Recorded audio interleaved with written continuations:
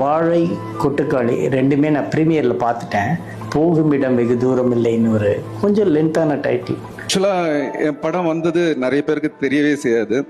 ஏன்னா என் கூடவே ஒரு 2-3 நல்ல படங்கள் வந்துருச்சு. அதனால நான் பின்னால இருந்தேன். அது யாருக்கும் தெரியல. ஆக்சுவலா அதுக்கப்புறம் கொஞ்சம் கொஞ்சமா தான் எல்லாருக்கும் தெரிஞ்சது, ஓ இப்படி ஒரு படம் வந்திருக்குப்பா அப்படின்ட்டு.